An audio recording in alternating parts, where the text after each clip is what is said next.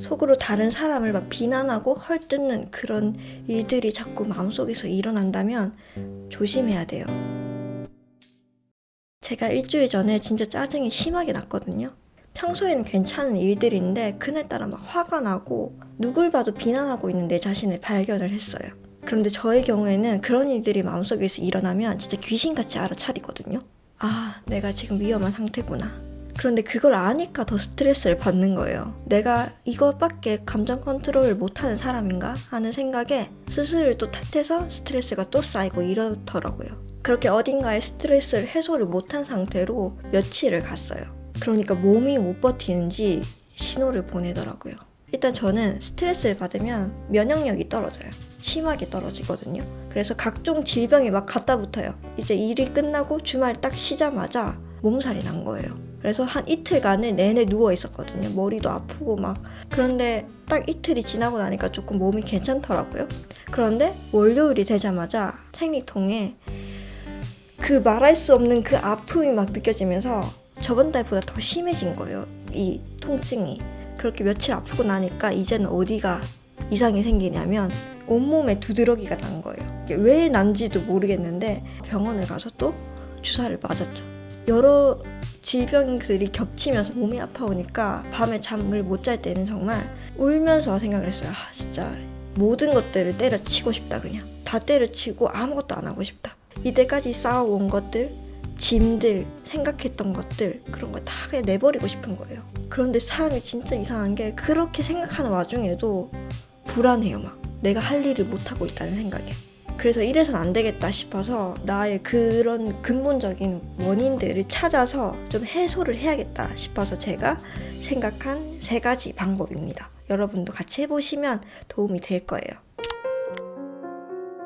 이거를 저는 제일 중요하게 생각을 했는데, 세상과의 연결을 끊는 게 어떤 이야기냐면 스마트폰, 이거 보는 게 굉장히 큰 스트레스예요. 이 네이버 뉴스 이런 것들이 결정적으로 우리의 그 마음을 너무 피폐하게 만들어요. 제가 예전에 영상에서 말했듯이 세상에는 좋은 뉴스들보다 나쁜 뉴스들이 더 많아요. 그래서 밤에 누워가지고 이렇게 네이버 뉴스를 보다 보면 성폭행을 했거나 폭행을 했거나 누구를 죽였거나 이런 일들이 계속 뉴스에 떠오르니까 그걸만 봐도 너무 스트레스인 거예요, 나는.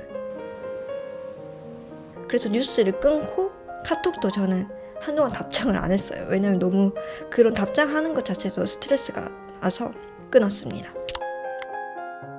짜증이랑 무기력은 다른 범주라고 생각을 해요.